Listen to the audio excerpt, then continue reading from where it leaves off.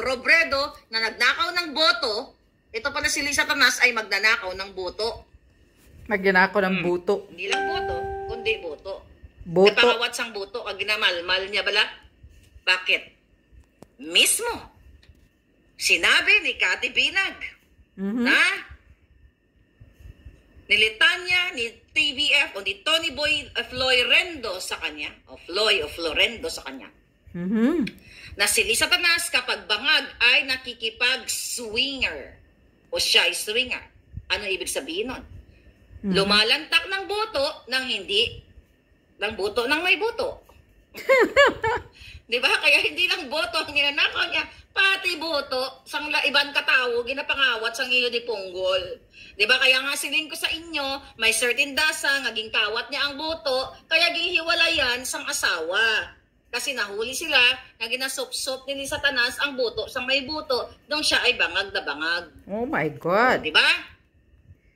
O kaya ngayon, good news, dahil ang Korte Suprema sa pamumuno, diba, ni Justice Leonen ay nagdesisyon na ibalik sa taong bayan yung 57.68 hectares na lupain na kinamkam ng Marcos Sr., ng Marcos family at ng kanilang mga kronis katulad ni Lusyutan. Nakasama doon, di ba? Na nagkamkam ng lupain sa Paway, Ilocos Norte. At ito, ayon sa desisyon ngayon, mainit-init pa, na ito ay walang basihan na pagmay-ari ng Marcos at ito ay nakaw. Code nakaw sa bayan. Diba? With that 55, diba, pages na desisyon ngayong araw na ito na isinulat ni Justice Marvic Leonen, mga palangga. Ano ang sinabi niyan? Okay? Na nilabag ng bangag na pamilyang Marcos ang batas, ang konstitusyon sa 25 years na kanilang agreement o kasunduan doon sa pagpapaupa ng propriedad na yon noong December 20, 1978 between the president, the senior, and the Philippine Tourism or the PTA. Ngayong araw ay hindi na kontrol ni Lisa Tanas at ni Bangag Jr. ang Korte Suprema. Justice Leonen, good job. Correct. Good si job Justice dahil Leonen hindi nagpaano bayad. Ay alam sa mga dilawan. Okay? But, sabi ko nga, ako ay nabudol. Tama ikaw, Justice Leonen, na ang mga Marcos ay kawatan. Mas matanda ka sa akin. During martial law, I was like a baby, you know? Wala pa nga ako. Nung dineclare na 1972, nagpalipad-lipad pa lang ako sa clouds noon. Hindi ko pa alam kung lalabas ako sa mundong ito. Diba? Nung dineclare na martial law, baka sabihin nyo, pag sinabi kong martial law, baby, hindi sabihin 1972 ako pinanganak. Wala pa ako noon sa hinugot ng... Wala pa, hindi pa ako. Now what? Balik tayo dito. Ngayong araw na ang lupa, ang property, mga kababayan, na pinaupa, ano yun? Ang sabi dito ay what? 1 peso per year. Di ba? Napakamura doon pala. Sa, ano tawag ito? Pag-develop ng Paway Lake. Anong ibig sabihin yan, mga palangga? So, base sa deliberasyon, base sa pag-aaral ng mga justices dyan sa Supreme Court, and I'm glad for you, guys, na kayo ay umayon sa taong bayan na walang evidence. Wala man evidence na nag-support. Okay? Na ang nagmamay-ari ng 50-something hectares na yan na lupain ay ang pamilyang Marcos Bangag o Marcos Sr. na pinalibing sa libingan ng mga bayani ni Duterte, pero ang mga hinayupak na kanyang pamilya ay masahol pa sa Digimon at sa Jimperno at sa lahat ng mga sindikato. Napatunayan ngayong araw na to, okay, na ang lupang yun ay hindi sa kanila. Walang makitang ebidensya. Yun ay lupa ng state o lupa ng mamamayang Pilipino. Tiya, buti naman. Nakita nyo na ngayon?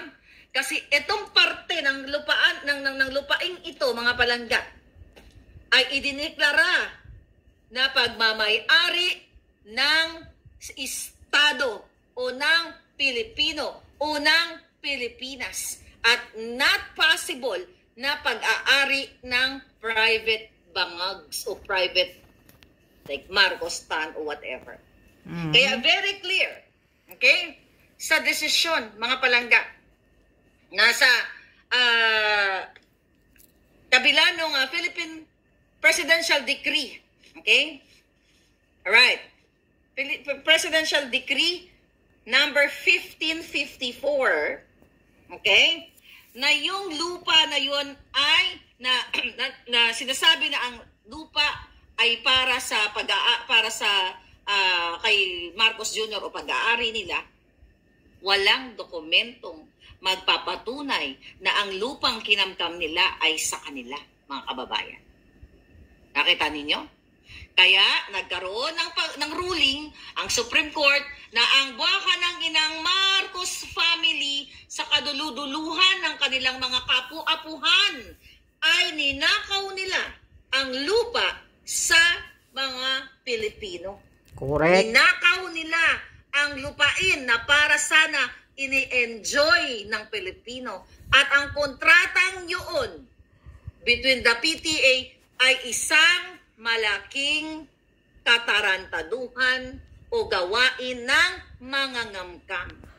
At ayon pa nga, mga palangga, doon sa court decision, yung mga pangangamkam, okay, yung mga kasunduan na yun, mga palangga, ay talagang dapat walang saysay, walang katuturan, dahil ginamit, alam niyo naman yan, ginamit ang kapangyarihan ni Marcos noon para kamkamin ang kalupaan ng mga ng gobyerno at kamkamin, even not only government, mga private entities, kamkamin ang mga pag-aari. It's the same thing, mga kababayan, na ginagawa nila ngayon.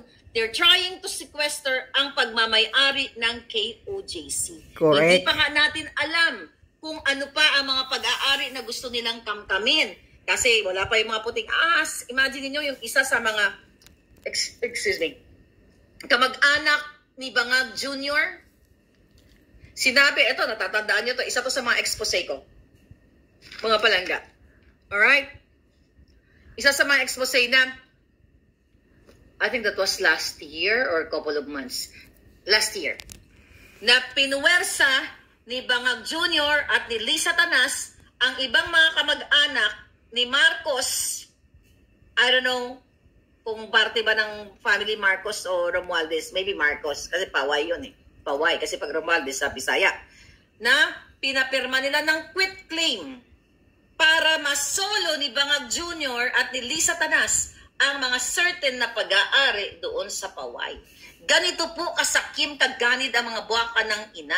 Hindi makontento. Mga mamamatay naman to lahat eh. Pero syempre gusto nilang i-secure ang mga anak nila na nabusog, na lumamon ng pangawat sa pera ng bayan na hindi na magtatrabaho, kundi mag-stay sa government para may pambili ng pangsingot, pangpulburon. Katulad ngayon ng kanilang mga anak na nag-aral-aralan, na kick out sa eskwelahan sa UK dahil nahuling nagpulboronik, diba? Inilipat sa ibang lugar kasi hindi marunong magtrabaho, kasi nabuhay sa pangangawat, sa pagpiga ng dugo ng bawat Pilipino, nilalamon, sinisinghot nila ang pera ninyo.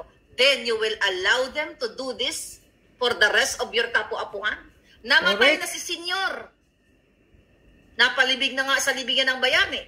Pero patuloy araw-araw yung lupit, yung hagupit na pangangamkam sa pamamagitan ng pagtitwist o pag-aabuso ng kapangyarihan ng batas. You have to get out. Kaya malungkot ang mga pinklawan o mga dilawan. Alam nyo, dapat kayong malungkot at talagang dapat kayong lumabas sa kalsada. Kasi yung mga sinamahan ninyong mga leaders katulad ni De Lima, kayo ang magusga for 35 years. Robredo, Kiko Pangilinan. Okay? Yung mga yan, di ba, sinuportahan nyo, pinklawan, di ba? Kayo ay angat buhay, chuchu-chuchu. Asaan sila? Ngayon, dapat pareho na tayo dahil you guys are right. Tama kayo. na ang bangag na Marcos dito ay mangangamkam, magnanakaw, hindi lang bilyon, trilyon, lahat ng inyong mga resources na Pilipino ninakaw. Sigaw-sigaw kayo noon. Pinklawan, dilawan, galit kayo kay Marcos. Tignan nyo, iniwan kayo sa ere. Paano ko nasabing iniwan sa ere? Si Dilima ngayon, nasa buong buhay niya, anti-Marcos siya. Kaya nga. Na ang Marcos ay magnanakaw lahat. Name it, diktador, manggugurgur. And now, kakampi na ni Bangag at ni Lisa Tanas at pinupuri na. Asaan ang paninindigan yan? Ibig sabihin, mga palangga, sabi ni Nelsky Vlog, aba, gusto nga niya ng boto. Anyway, ano yung boto? Seryoso. Ibig sabihin, mga kababayan, iniwan kayo, Pinklawan, ang Dilawan, ng inyong mga pinuno, ng inyong leader. Lumaban kayo eh. Tama nga kayo, mali nga kami na nabudol. Asan kayo? Asan si Robredo? Asan ang buhay?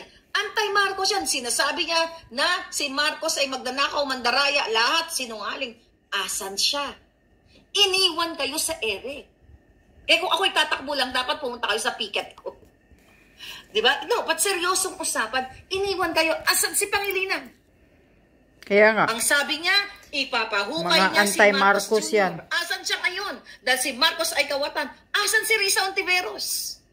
Sa pa yan. Demonya. Bago pa inilabas ng nanay niya, sa sinapupunan ng nanay niya, bago pa nabuo, anti-Marcos na yan. Look at Risa now. Kaya nga. May narinig ba kayo na sinasabi niya ngayon na ang Marcos, ang tawag niya ngayon, dati Mr. Marcos. Hindi niya tinatawag yan ng senator, ganyan-ganyan. Diba? Hindi niya binibigyan ng respeto ngayon. Our President, PBBM, may lambing na sa dulo. Bakit? Ang kanyang kapatid at ang kanyang in-law, brother-in-law, ay in-appoint ni Bangag Jr. So, eto yun, mga Pinklawan, Dilawan. Ganito kayo iiwanan. Kaya pala, Bakit? Risa Alam nyo, kayo mga Pinklawan, Hontiveros. Dilawan, I am fighting for you. Kahit murahin niyo ako. Kasi pareho tayo ng laban, di ba? Ngayon noon, inaway niyo ako, Marlon.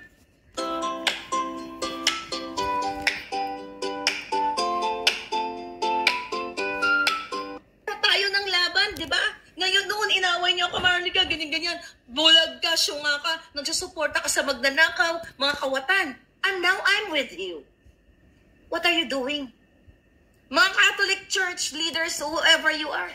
May mga Catholic naman nagsalta si Father Shano ng Cebu, sir. Father, thank you for fighting for what is right and do the moral obligation, na para sa inyo mga parishioners. Tama kayo eh. Dilawan, Pinklawan, tama yung pagmura nyo sa akin.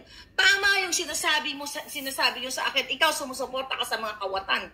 Tama kayo, tinanggap ko yun na nabudol ako. Asan ka? Asan kayo ngayon? Kaya nga. Galit na galit kayo sa akin. Tahimik ng mga Dilawan ngayon eh.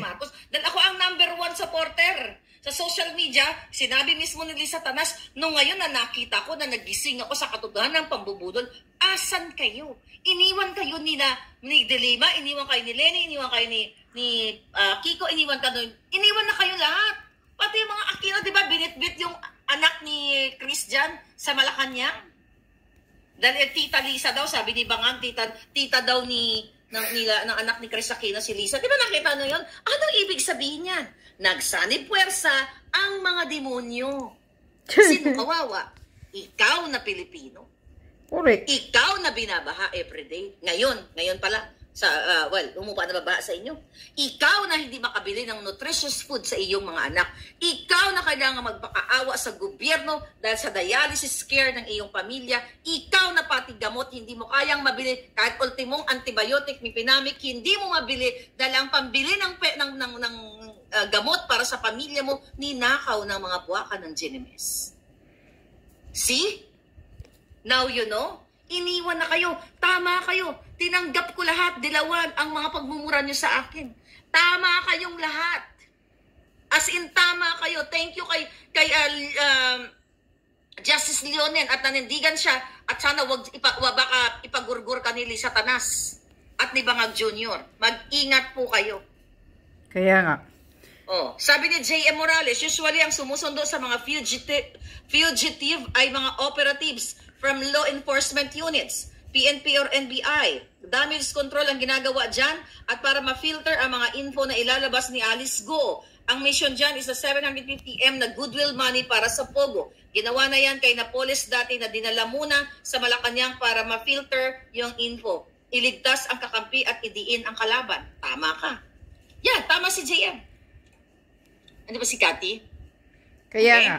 So tama siya. Bakit ang NBI? Balik tayo kay Godal. Nag-comment si Jay Ididiin na Morales. naman dyan ang Duterte. Agent ng bayan. Bakit ang eksena ni Abalos, ngiwi? Ikaw talaga. Kaya nga kami nag-rent ng private plane. Fugitive. Kiniklaim ng bangag na gobyerno na ito ay gumurgor, behind of that gurgur, at kahit ano pang mga iliyan. Tapos bibigyan ng special treatment. Kaya nga, VIP. Kulang na lang magyakapan sila at magtsuktsakan doon. Open your minds, darling. I'm not fighting for whoever. I am fighting for what is right.